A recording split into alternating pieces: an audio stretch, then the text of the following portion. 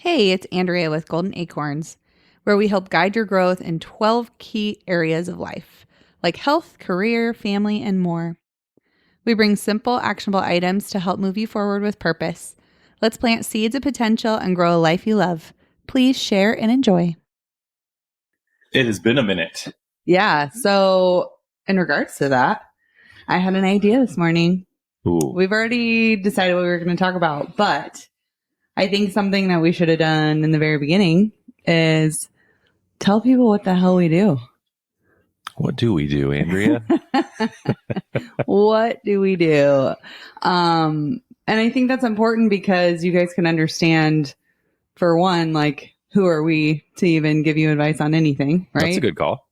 We've kind of told you about our struggles, but we haven't really told you where we're at now. So yeah, I thought that'd be fun.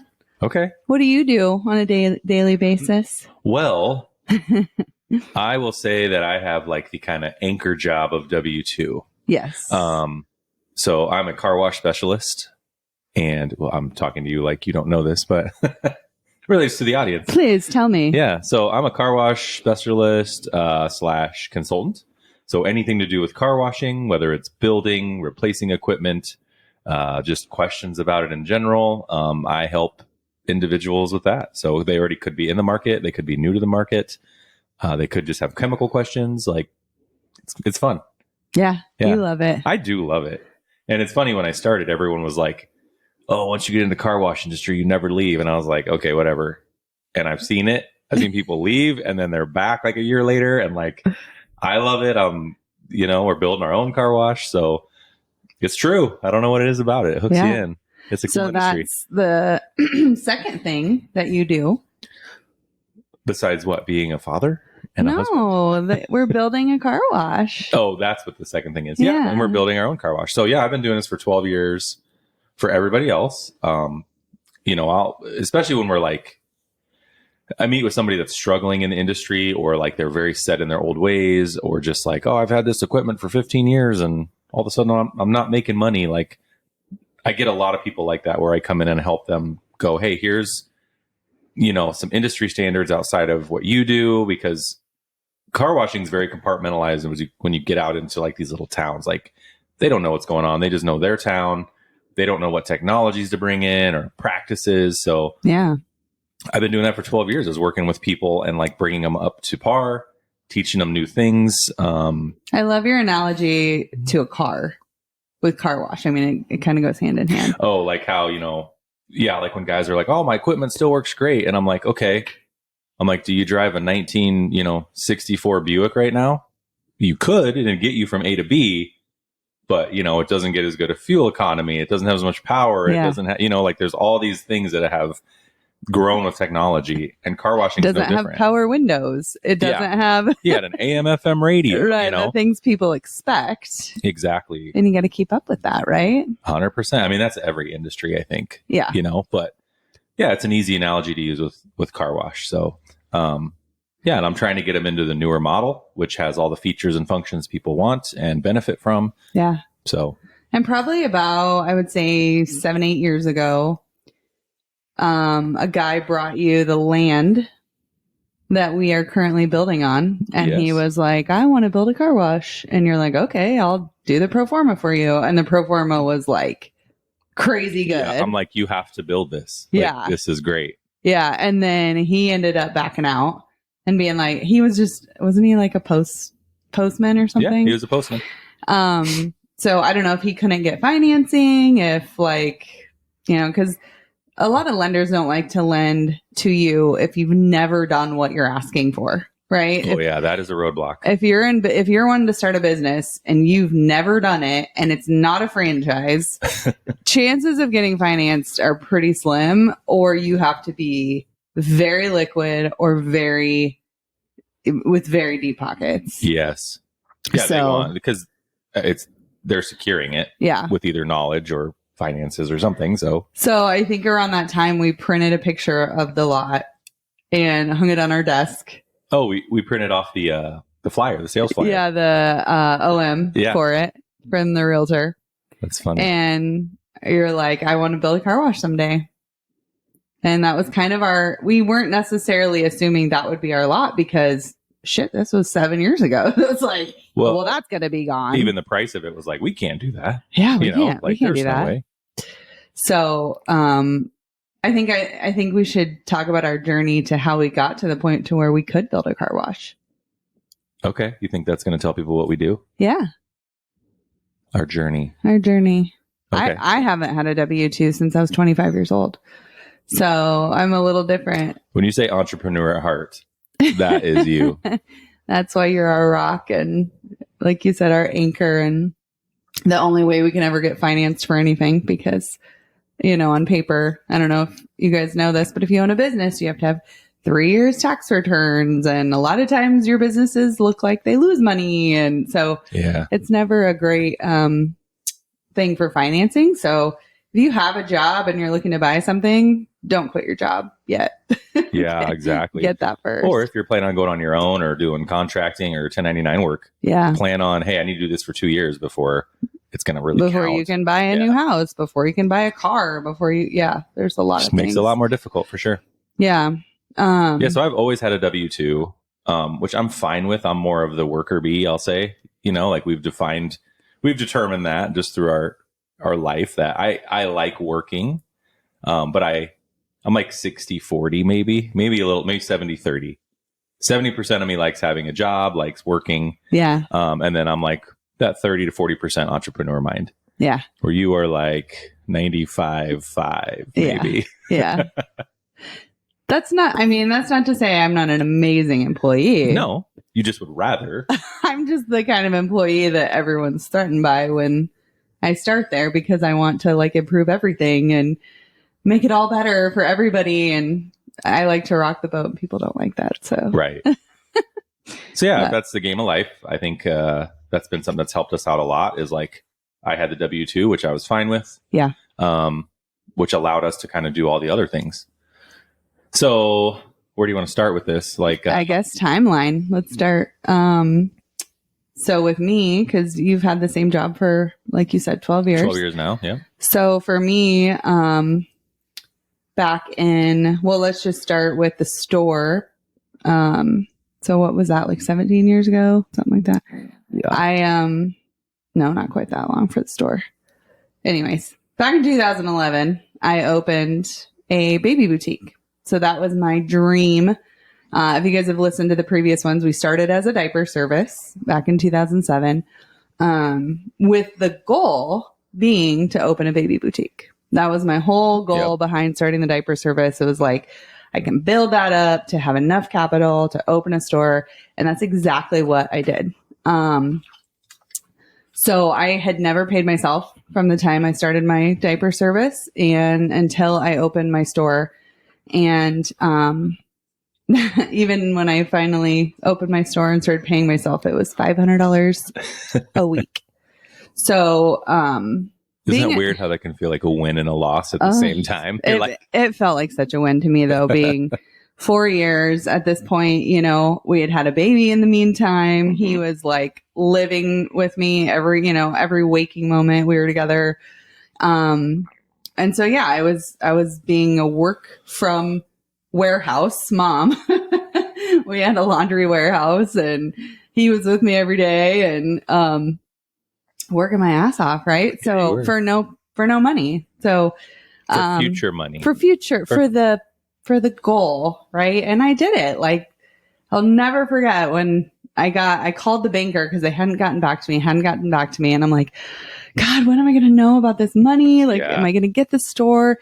And the only way we were able to get financed to open the store, we had great credit, but we had no capital, right? So we actually sold our home, our very first home, our live and flip. We talked about that. Mm-hmm. And we moved to Omaha and we had made like 20 grand on that house, something like that. So we had that as like liquidity to put down on the house. It's like our only asset we even had. And because I was a woman-owned business, being woman-owned, actually the banker, which really put a bad taste in my mouth, but he was like, the only reason we're giving you this loan is because you're a woman. I'm like, okay, well, thank you for the money. I appreciate Right. it. Yeah. What did you mean by that? Yeah. But before that, getting that call, I was bawling. I couldn't believe all this hard work and the thousands and thousands of dirty diapers I had washed were paying off, and I got the chance to start my dream. Yeah. It's amazing. Yeah.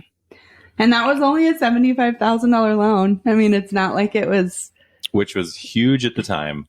Oh, God, yeah. God, it was crazy. Yeah. So that's where my journey started in business.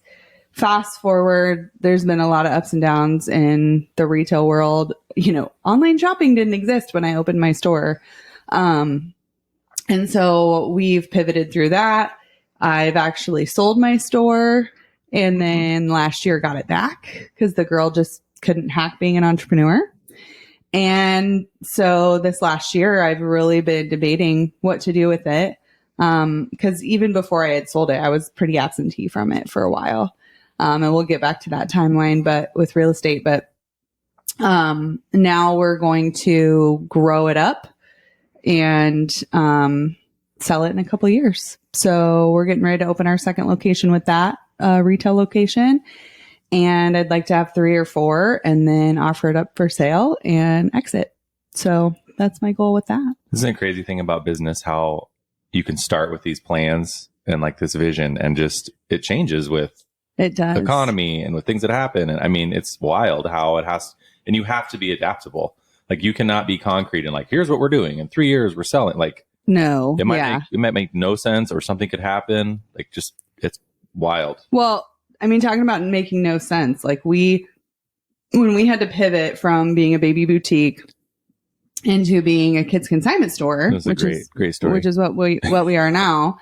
Within a year, every baby boutique, including, I mean, you guys probably have heard of Babies R Us and Toys R Us and even Bye Bye Baby that are now no longer in existence. Right. So this hit the baby industry hard. I'm sure it hit other industries too, but the boom of online shopping. I think it's weird because the baby industry was having a slight boom right before it. I feel like, like the shows were growing. Brick and mortars were growing. Like, so it was just, you felt like, oh my God, we're riding this wave. Which was so cool because it was so collaborative.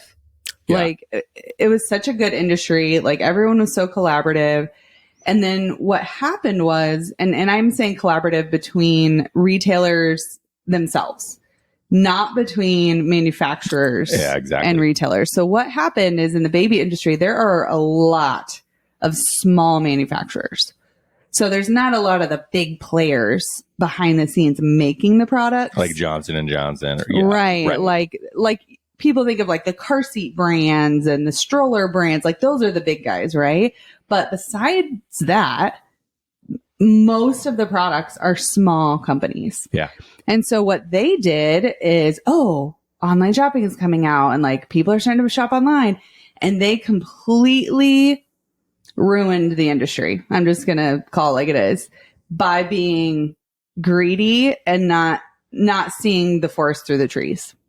Right. They kind of use the brick and mortar to advertise their product and get it out there and everything, which it's like a guerrilla marketing method, essentially, is where, hey, I'll sell my product to you wholesale. That is their business, is to sell it wholesale to retailers, right? That's their whole business. So what all these retailers tried to do is they decided, I'm going to sell this to you and direct to consumer, which they didn't know how to do that. They didn't know how to do it well. They didn't know how to do it right. Yeah. They didn't understand the implications that would have on us as retailers. And so I even remember the year before the real kind of or actually this was a couple months before the crash really started to happen. We were at the big show that we went to every year.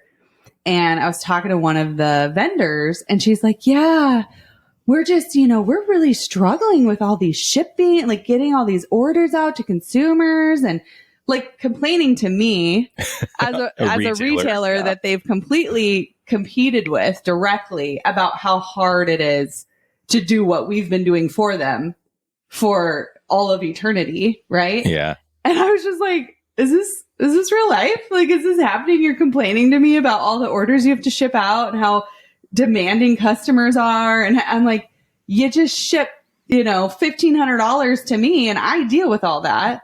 But instead you want to make the $3,000 and then like lose all this money because of shipping charges. And they just did not understand it. They didn't understand what they had, right? Correct. Yeah. They thought the grass was greener. Well, they wanted their cake and eat it too. They're like, we want to sell to you and to the other consumers. Yes. But they were cutting us out. Yeah. Essentially. My biggest, so to give you guys an idea of what was happening, and this was happening around all companies. My biggest manufacturer of a baby carrier, which is where you like wear your baby. I was one of their very first retailers in the United States. I remember that. And I sold a ton of their carriers. It was a big part of it was probably 5% of my business. And they started doing Facebook ads for 30% off retail of their carriers. And so I'd call them and be like, hey, what's going on here? My shoppers would come in. I would spend an hour with them teaching them how to use this carrier. And then they're like, oh, well, I have a 30% off online. So they would it was called showrooming. They would come in and showroom me, spend my time, my money, and then walk out with nothing. Like sometimes people would literally buy it online on their phone right in front of me. And it was what was our margin? Like when we bought them, we only got 35 or 40%? No, those were 50%. Those were 50, but right. I even asked them, I'm like, okay, well, I'd rather make 20% than not make a sale. I'm like, can I discount it 30%? And they're like, no, you have to sell it full price. I'm like, wait, so you're spending money on ads, giving it 30% off, and then you're asking me why I'm not submitting more orders and I can't do any of that. Like it was like, in what world do you think this is going to be sustainable? Right. So anyways, sorry, that's kind of my soapbox on that, but, I had to pivot. And so I was driving around one night fulfilling this like large order that we did for nonprofits. And I called Axel and I was like, I'm changing my store to a kids consignment store. He's like, what? What was your thought when I called you? I'm trying to remember. This was like a year in after this had happened. Well, and you just been declining. Like we were. I was trying to ride the wave. To get a little vulnerable, like we were starting to see potential bankruptcy in our future. So yeah, we had no out. It didn't look like there was anything going to change. So.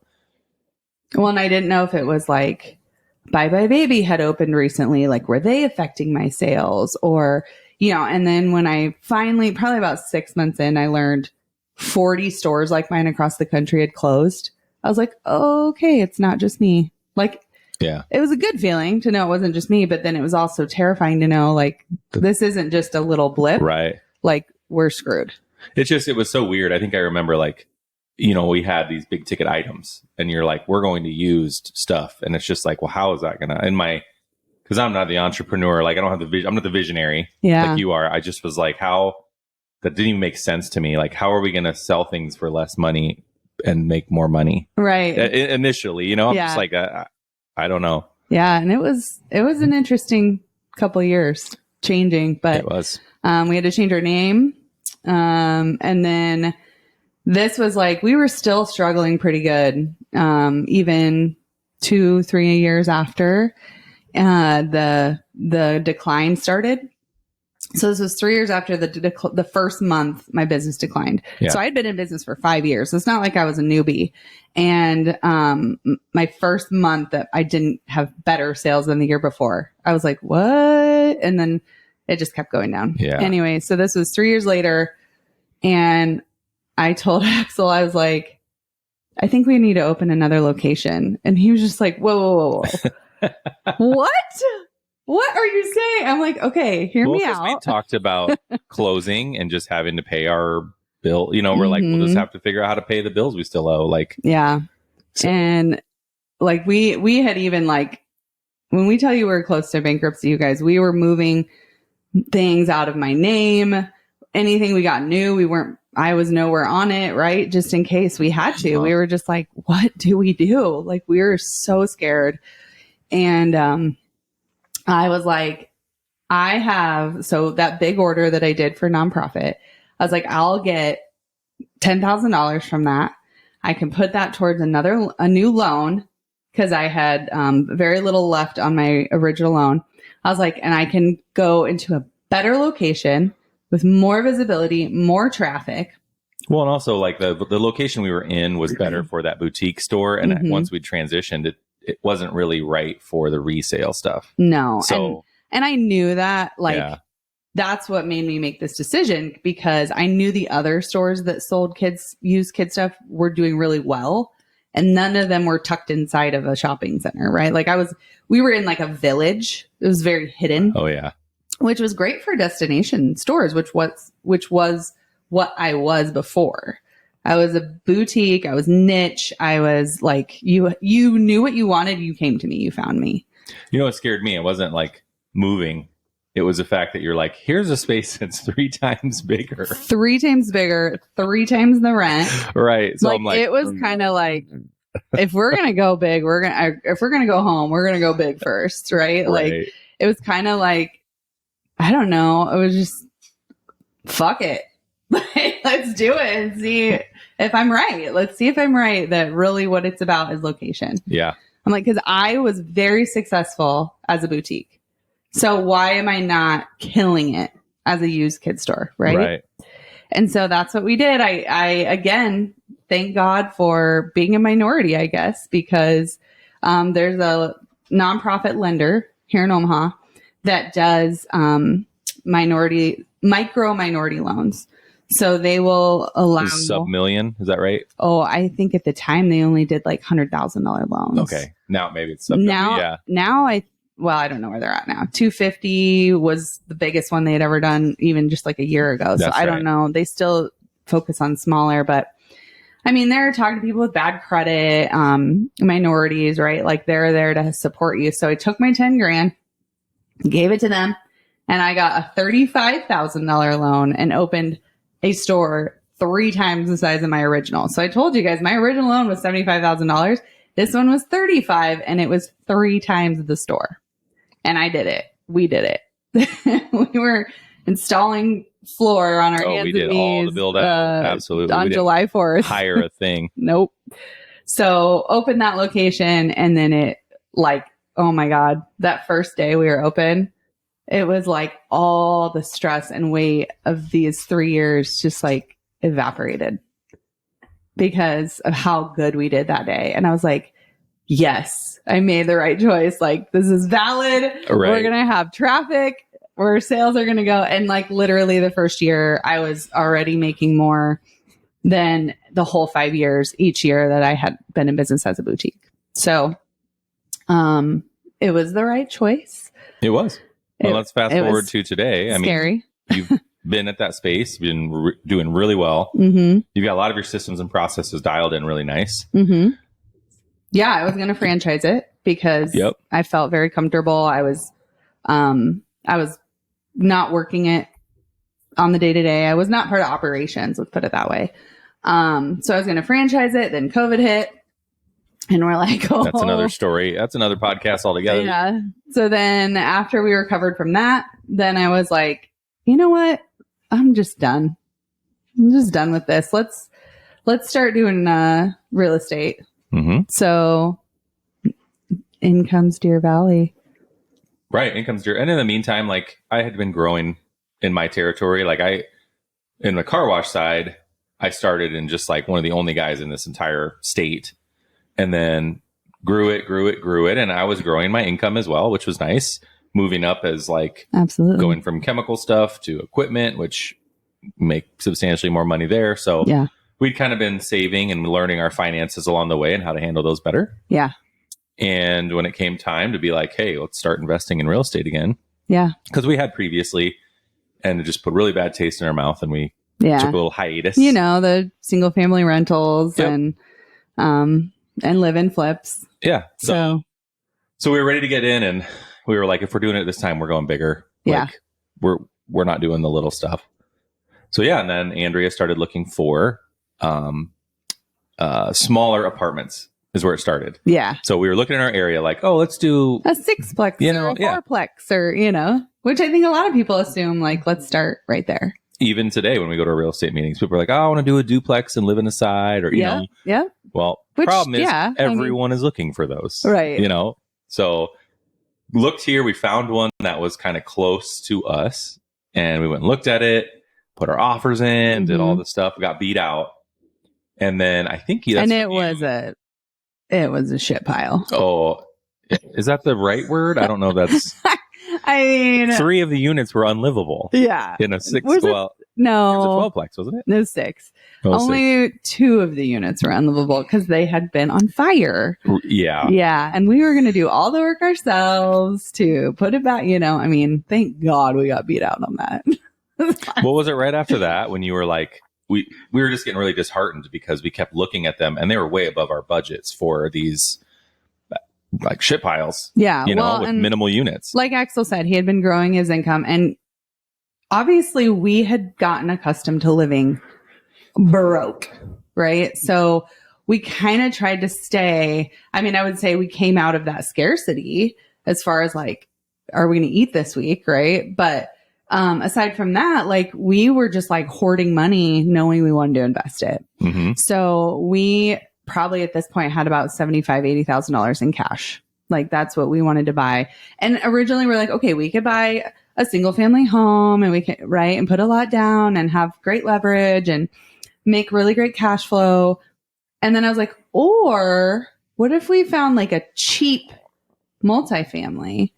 I'm like, and then we're making like, well, this one, I was like, wait, we're getting rent. I mean, the rents were only like $500 it was a month. Low. But I'm like, wait, we could get rent.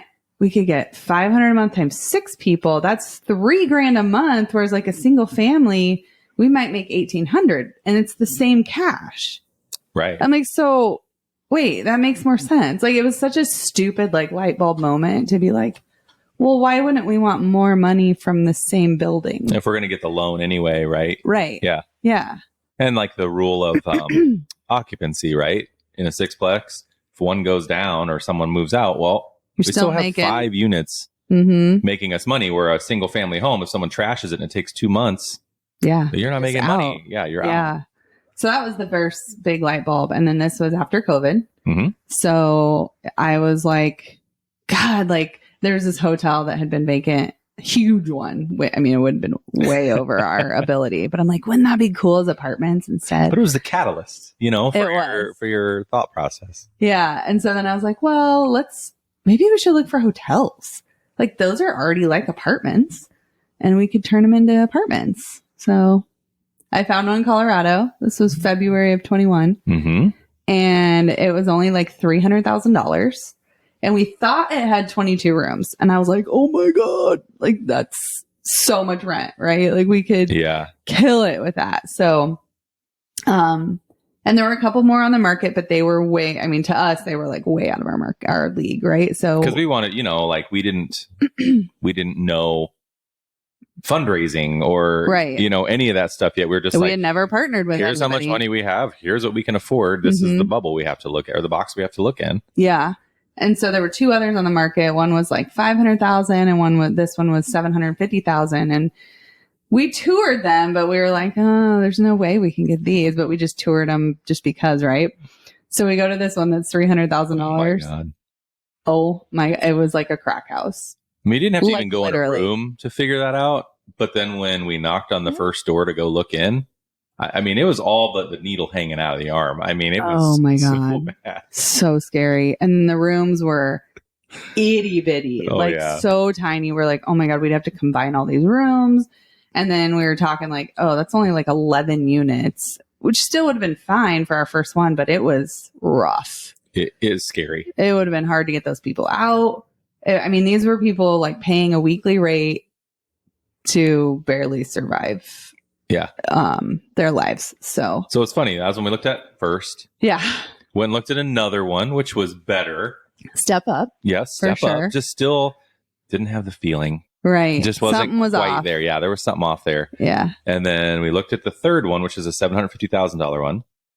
And I told you we had like 75 grand to our name or like in cash right now. So like 10% of what the purchase price is. We were more just like going, yeah, we'll look at it. Like, why not? Let's compare. Like, let's see what it could be. And then, damn it, we fell in love with it. It was oh my God, It was perfect for what we wanted. The quality was great. The people were great. I mean, it was just so the well taken care of. location was great. That just everything. It's like one of those unicorns that you find in real estate. Then that's when we were like, well, not we, you, I'll say, because you spearheaded the whole thing, was like, how do we make this happen? I still didn't even think we could. And then it was like, we talked to the bank. The VP of the bank went and toured this property with us. And she's like, we need housing in this community. And to have a banker be like, let's go look at this. We need you guys to do this. It's like, well, I think we're on the right path here, you know? And she was like, you need 25% down, right? For this property. She's like, but it doesn't have to be in cash. She's like, it can be collateral too. And we had like probably 100,000 in equity in our home. We had that 75 in cash. So we were like, maybe we could figure out a way like to use someone else's property just against the loan, and we'll pay them something to do it. And like, so that was what gave me the drive to be like, oh yeah, we can do this. Because you saw the potential. You're like, this is going to happen. Because I knew when she said we didn't have to have cash, I was like, okay, that means we don't have to raise money. Like we can do this without having to raise money.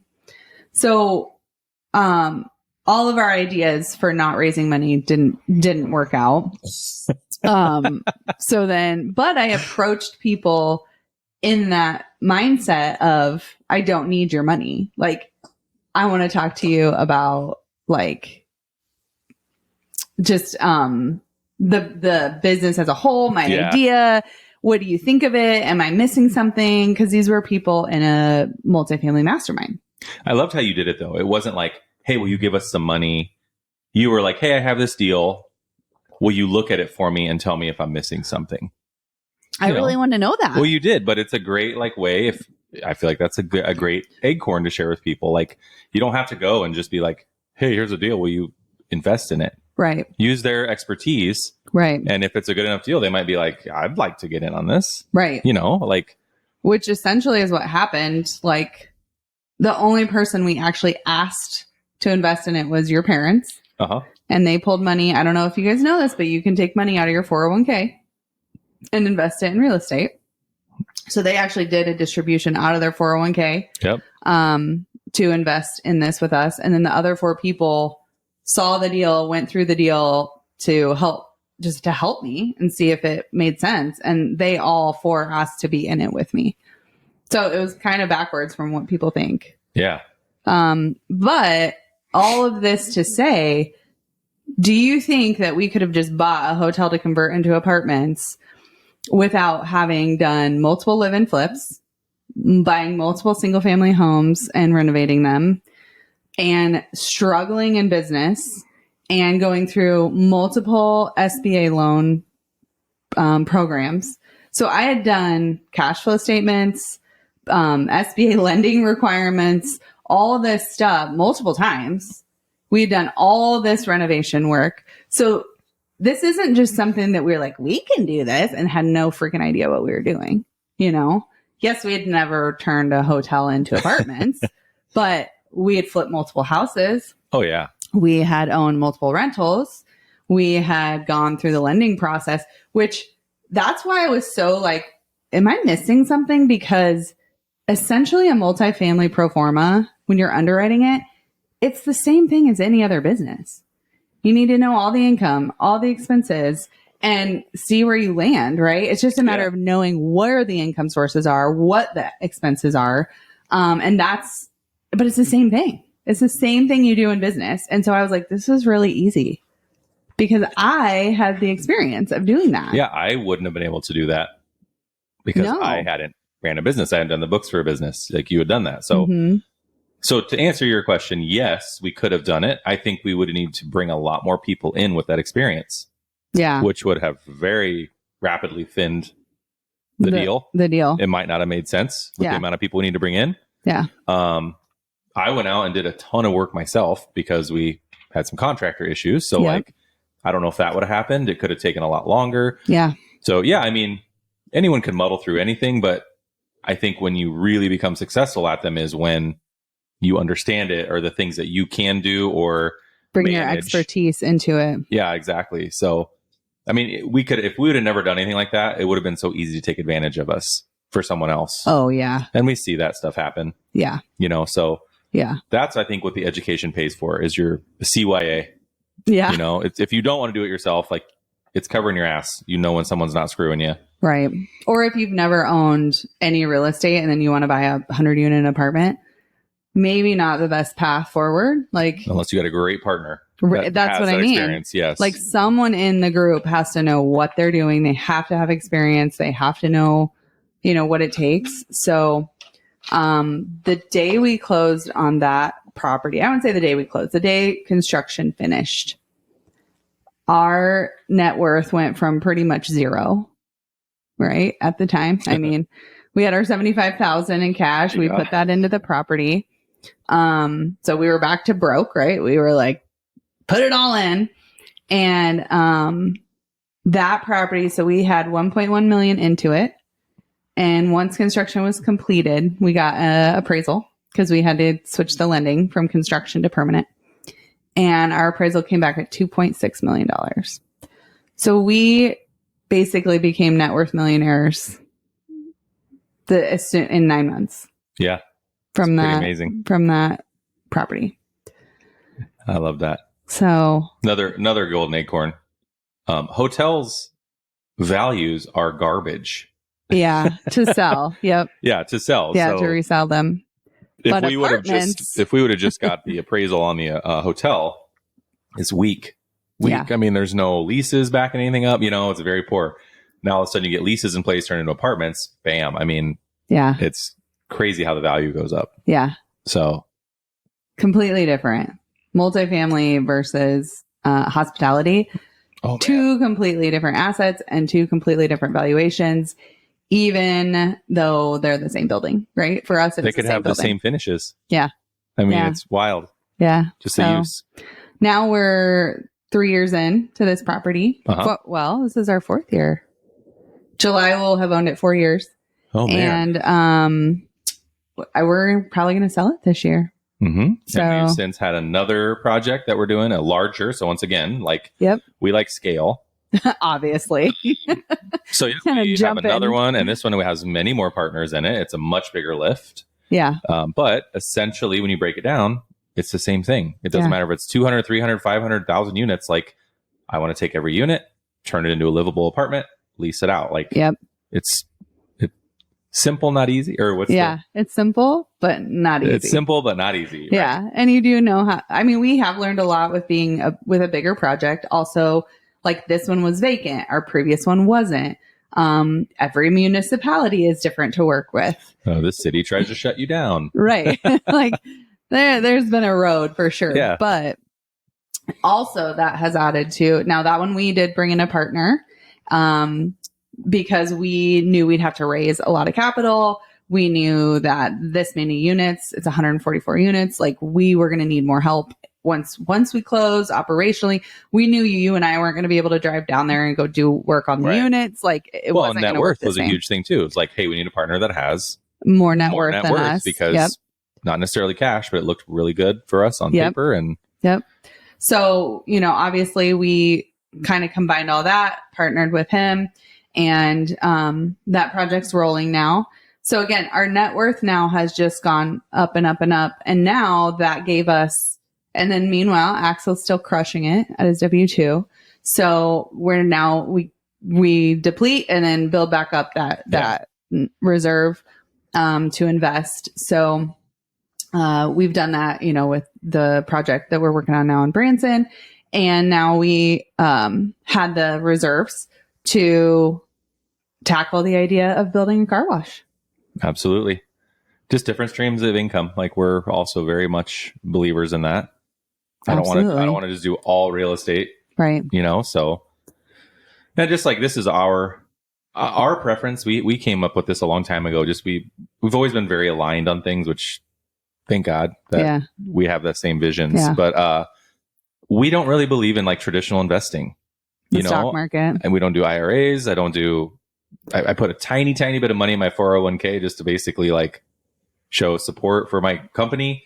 But But ultimately, we wanted more control of our retirement. I don't know of a stock, unless you happen to invest in Apple in the 80s, that in 9 months is going to make you a millionaire.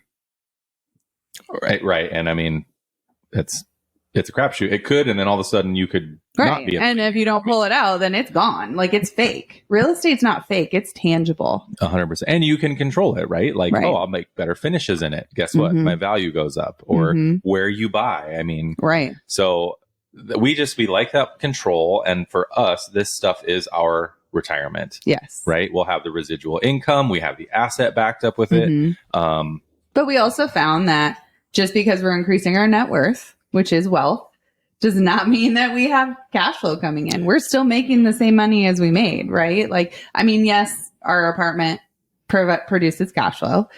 Yes, once the mill is done, it will produce cash flow, but it's not like live on cash flow. It's like long-term retirement cash flow. Or when we sell them and get that big chunk of money, like that's more. Yeah. And we have a number that we've came up with of where once this amount of money is coming in, like I could quit my job. Right. So. Which will be a while. Yeah. And luckily I like it. It's not like I'm going to work and dreading it every day going, oh, I'm doing this just to get us. But I mean, that was a big part of why we went with the car wash next. Yeah. Was because we wanted to obviously utilize your expertise. Everything I have access to. Yeah. I mean, it's amazing. Like it couldn't be more perfect. I know business to consumer businesses, right? Yep. And then, so the marketing, the operations of a business, the finances of a business, the pro forma of a business. I was going to franchise my store. So like, I know how to like set up that process if we want to franchise this car wash. So like my expertise was there. Obviously your expertise is there with being a car wash expert for the last 12 years. Right. So the SBA was like drooling, like, yes, we want to lend to you because you have so much experience. Yeah, they don't see that very often. No. With someone that doesn't already own one. Right. So. And I would say, I mean, I definitely had to push you to be like, you deserve to own your own. Like, it's time for you to do it. So blinded too. So I looked at the lot that we bought. I underwrote it for 2 other people. And both times I'm like, God, I just wish someone would do this. And I think the second time I told Andrea, she's like, hey, dummy, we could do this. And then I was like, oh, we can do this. It just I'd never allowed myself to realize that like I could be the one doing this. I don't know why. Yeah. I think some of the money, but the real estate experience had grown me there. Like that path had to have happened. That path happened. It built my confidence. It built like, oh yes, we can do this. Yeah. Where before, if this car wash thing would have happened before all that, I mean, I would have been like, we can't do this. No way. Yeah. So believe in the universe, listen to the signs, listen to your wife sometimes. Yeah. I like that. No. And so then that's, so we got 2 retail stores almost about to be open. We'll have a 3-bay car wash that'll also open around the same time as our second store. Why not? We have a 32 unit now apartment in Colorado. Yep. We have a 144 unit apartment to be in process in Branson. So those are kind of our major, and our kitchen company. So, throw that in there too. Right. Yeah. When we were in 2020, when we were kind of like, when I had recovered from the store and I told you we were like, I'm done with this, right? We had looked into doing some franchises. So we went through the whole like franchise process, which just seemed weird to me. We wanted more cash flow. Yeah. We're like, we need a business that gives us a little more cash flow instead of just wealth or longer term or stuff like that. So that's why we started looking into that. Yeah. When we had built up that cash and we were like, what should we do? So we thought, let's maybe buy a business so we have more income coming in. Then we knew construction. So we knew kind of the area we wanted to be. I didn't want to own a gym franchise or anything like that. So we started looking into them and got some bad tastes after we got narrowed down. And once again decided, we could do this. Yeah. So we started our own version of one of the franchise options that they had like no franchisees. They were still pretty new. And I'm like, I've been in business for years. I don't need these people. don't need to pay them $60,000 for nothing. Yeah, exactly. So, in true Andrea fashion, I was like, we can do this. So yeah, we started with just like organizers rollouts for kitchens. Mm-hmm. And then we've since added, refacing and, cabinets. Multiple cabinet lines. So yeah, because being in real estate, like we need the cabinets. We need, it's like, it just made sense. That's why we added the lines. And then, kind of like you said, like Marcus Lemonis, I don't know if you guys know who he is. He's an awesome, the show, The Prophet. The Prophet. Yeah. He's this business owner guy, super fun to watch, but yeah, he buys businesses that support his other businesses. Yes. And you just have this like a vertical integration kind of. Yeah. You're vertically integrated. You create your own little business economy and everything. And this one made sense. We're like, we're going to do houses. We're going to be in real estate. We're going to be in this, like, why not supply our own stuff? Yeah. And it's worked. Yeah. Great. And same reason you got your commercial license. You're like, we're going to be buying commercial properties, doing commercial leases. Like, why would I not be a commercial agent? So and make that money. So and I do that as well. So I also have my commercial license. So that's kind of us and where we're at. And it's funny because all of this leads up to what we actually wanted to talk about today, which was our power couple meeting. Are we getting into that? Yeah. Oh, Jesus. Okay. Are you just over me? Are you done talking? No. I thought, sorry. I thought we were breaking these up into two. So if we're going to do that, well, I don't think there's a lot to explain. I think it's a pretty basic process. I think it's just important for people to know. Yes. Like the point is like, obviously you and I are busy. Yes. Right. There's like a lot going even on. Getting these podcasts in have been a challenge. Like we are, but we love it. Like we love helping people and we want to share this journey and we want to. I think that's a really big misconception though. Even people like friends of ours and stuff will be like, I don't know how you do it. You're so busy. And it's like, that's up to us to determine if we're busy or not. Like if I'm not watching 16 hours of TV a week, you know how much time that frees up? There's a lot you can do in that time. If I'm getting up and going to the gym at 4:30 and I'm back home by 6:30 before anyone's awake. Right. Did that take any time? I mean, right. So there's all these things you can do and people don't realize that. Like they don't know what they're wasting so much time. Maybe don't scroll on your phone for 4 hours before bed. Right. You could do a bunch of stuff. Like, so yeah, I mean, people are always choice. It's 100% a choice. Yeah. But we do have these intentional, we call them power couple meetings because we just think that people started joking with us and like, oh, our power couple. And so I don't know, we just embraced it. We're like, I love it. Yeah. Let's go. Yeah. But so we needed a way to like, we just felt like we were kind of dropping balls everywhere. Right. Because it was like, I would ask you, oh, did you get that done? And you're like, well, where on you're in this? And we'd like kind of floodlight each other. Like, out of nowhere, it'd be like dinner. And all of a sudden we're like getting a little bit of arguments of like, well, where are you at this? So we needed a place to kind of bring that all together and have a foundation for that. Right. Because we have so many things happening. And a process. It's basically like a system and process, but for our businesses, it is for us as a couple, but it's more of a communication tool. When you say that's more for our businesses, then it's just the more stuff you add in your life, the easier it is to get disconnected. Yes. Because all these things, require your attention. So we needed a way to bring it back. Yeah. And I love it. It's helped a ton. And I look forward to them now. First couple were hard for me because I get overwhelmed easy. So like just creating it and like putting it all these things paper down of like seeing like, oh my God, this is what we already do. But now I'm seeing it. It kind of freaked me out a little bit. Oh yeah. But then it's became much more controlled to me. Like I feel like it's a much better tool to control things and keep them from, because I'm not as good at accountability as you are. You're very good at keeping your own accountability and making sure things get done. I need a little more pressure. I think it's just my personality. Like my little ADD, like, oh wait, I'm on a podcast. What happened? Do you want me to make you use Salesforce? I will kill you.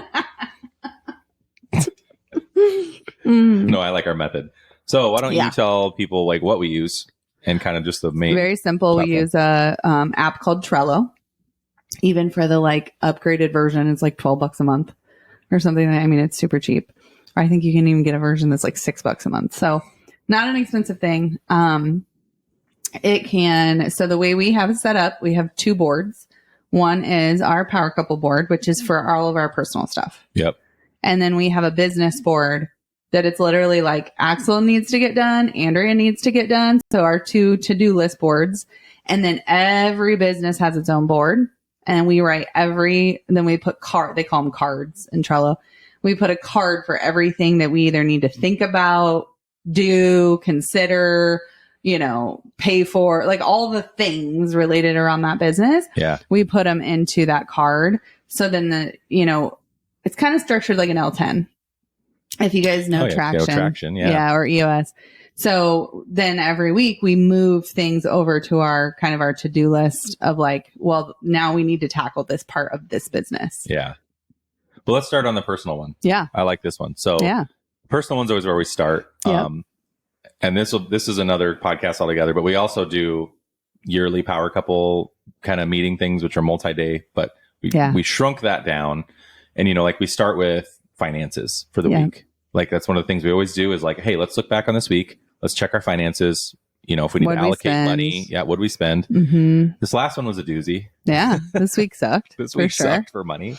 But yeah, like you start there. So you're aligned. Yep. Right. Then we go over each other's schedules. Like, hey, what's going on? And we always do it just weekly. Yeah. Just a week. That's good for us. Yeah. So like, where are you going? What are you doing? What's happening? Like things we need to be aware of. Those 2. And that, just that takes us probably half an hour. Yeah. I mean, because we go through every single transaction and like add them up. We make a payment on our card for that amount of money. Just so we're, so one of our hacks, I think we told you guys, we put every bill on our one credit card and then we just pay that off. So anything we're spending is on that card. So we can, it makes it easier because honestly, we're just looking at that account and going through that. But yeah, in some weeks it's easier just making a weekly, like whatever, whether it's hundreds or thousands of dollars whatever you spend, like it's easier making that payment than making a monthly payment being like, oh my God, that one hurts a little more. Right. So yeah, I like it. And it keeps you on top of things. So we do the schedules, upcoming things. It's a great time to like kind of communicate about what kids have coming up, going on, just to get your plan. Like you're doing this on Thursday. I'm doing this on Friday. I got this kid. You got that kid. Yeah, I mean, because we also have 3 children, all in a sport right now, track, volleyball, and gymnastics. Yep. So, and we do limit that. So that's for us personally, we will only let our kids be in one sport at a time. And that's because of that exact thing. Like we have so much going on. We don't have a nanny to like none of our kids drive. So it's not like, we have to divide and conquer a lot as it is. And we are lucky that they're not the kids that are like, I want to be in this sport, this sport, this sport. I mean, that could be different. Some people are like that. Their kids want to be in all the sports, and that's a lot. I mean, God bless you for doing all that. Yeah. And I think if you have support in that way, it'd be great. But I mean, we don't really have that kind of support where we have people that can run our kids' places. That's not really something that we have. Maisie's trying to get into the shot there. Nice. So we talk about the kids. Yep. What's next? What's next? Are you pulling it up? I want to pull it up because I like ours, but it's not going to work for everybody. Like I said, we kind of structure it like an L10. So we have a board that's called Pebbles and one that's called Rocks. Our rocks are what we set during our annual retreat of like this year, this is where we want to focus our energy personally in our lives. So we review our rocks next, just to make sure like nothing's dropped off, or like today, actually, we got rid of one. That was a rock that we just decided didn't need to be a rock anymore. Yeah. So we do that, and then we break them into the pebbles, which pebbles are the things that are done a month. Yeah. That's kind of what we determined. Yeah. Our pebbles are things we like to get done in a month. Yep. So we discuss our pebbles, what's done, what needs action. Sub note, we have our, like Andrea said earlier, on our business side, we have our action stuff for each of us. Yeah. Sometimes we'll move that stuff from pebbles, like, hey, we're getting close. Yeah. So we need to move that action over to our business board so like, that we remember to do it. Even though it's not business, it's personal. Yep. And then we have a continuous growth tab as well. Because we were doing things that were like, well, that's not a pebble. That's always. Right. And so we came up with these are things I want to continuously grow on. Maybe it's like spending more quality time right before bed with the kids, or I want to read a story to my kid every night, or, I want to read. Or like, I think one of them is making sure we get to the gym 4 times a week. Yep. So growth. Those aren't things that you can really, I don't know, schedule. There's no end. No, there's no end to them. It's just a constant, be a better person kind of. But we wanted them to be visible too, to remind, like, as we're going through it, it's always a great reminder. When you look at it, you're like, God, I sucked at that this last week. I need to be on it this week. So I do like that one too. Yeah. So the rocks, pebbles, continuous growth. And then like our meetings start. Yeah, that's pretty much it. That one's easy. But I mean, they can be in the beginning, if you start and you want to set it up, I mean, give yourself like half a day to structure all of this. Like what you want, what you don't want. Even if you don't have tons of businesses, it's still like really talking through the different aspects of your life, family, spirituality, health, kind of all the things we want to talk about on here. It's a great marriage check-in. For sure. As well. Yeah. I mean, I feel like that's what you could use it for. So we personally like to go somewhere else to do these. Yes. We go to a coffee shop. We go in the morning before our kids even wake up. Yep. And the nice thing when we go to, it's pretty dead. Yeah. Which is really nice. And we don't like get usually in arguments or anything like that. But no. If you are going to talk about your marriage and get a little emotional, that might determine where you would want to go. But I do like removing yourself from your house. I would say the first one, I wouldn't probably do it somewhere super public. Because, you got to talk about some harder things. I do think limiting distractions is very important. Yeah. So you can focus on it. Yeah. But yeah, same to that point, maybe not super public, but also not in your living room. Yeah. With your kids around. Little cheat sheet there. Yeah. Yeah. And then the business one, if you guys have, and keep in mind, you don't have to own businesses. It's just like, you could have one for your kids' sports. Yeah. Like here's for Riley's soccer. Maybe that's a one. And because that might be a whole freaking business in itself. Exactly. 100%. Yeah. So as you get into the business one, I feel like that's what you break it down into. Your jobs, whatever they might be. Oh my God. I'm so like, we do so much. Sometimes I just forget. Like we also, just FYI, have a short-term rental, and we also rent out a car on Turo. So we do that. No, those are 2 other things we do that I forgot to tell you guys. When do you sleep, Andrea? Oh, I sleep 8 hours a night, but I don't stay up late. So yeah, that's funny. I forgot about those because they're like, we've had those for so long now, like 3.5 years. They're more like autopilot. So they're not super time consuming. Hey, can you, do you think we can share something on our Facebook of this, like a rough layout? Oh, like our Trello board? Yeah, I don't know if you can share them, or would you use like your like a template, your mind map thing or something like that to kind of like lay one out? Yeah, I could use I wonder if we can do that. I could create another, like a copy of ours, and then just take all of our things off of it, because I'm sure people don't want to see everything that we're working on. Well, yeah, I'm not saying share our boards for a power couple meeting. Yeah, it'd be cool. That would just gives people like a nice place to start. Yeah. So, what do you think our golden acorn is for today? Ooh, my goodness. Golden acorn for today. I think it's the power couple meeting, like being consistent and aligned, intentional. Yeah. With your marriage and your partnership and your week.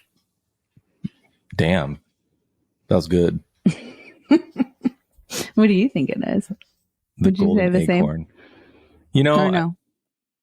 I agree with you 100%. Yes, that's good. I think another one is just that you have more time than you think you do.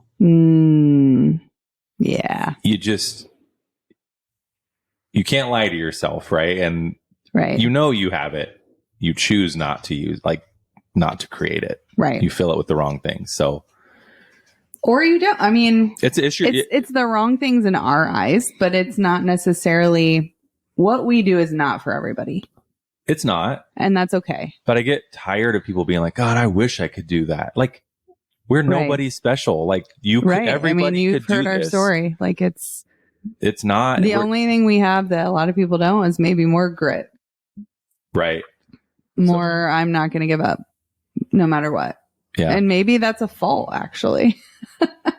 Maybe that's put us through some serious heartache that we didn't need to experience. But I have no regrets. Right. If you want to turn your dream into reality, you have to have action. Like, absolutely. A dream with no action is just a dream. Like, great to have dreams, but do something. Turn it into something. Yeah. So maybe your Acorn's way better than mine, though.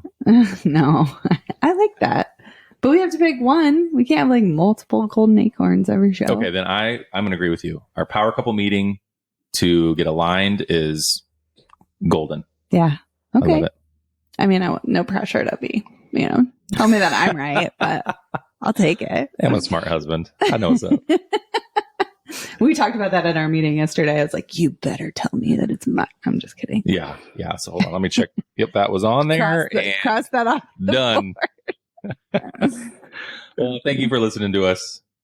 Hope you guys have an awesome day, and hopefully you got something out of this and that you can trust our advice based on our experience. So, absolutely. Yeah. Thanks for meeting with me today, Andrea. I'm very busy. I have things to do.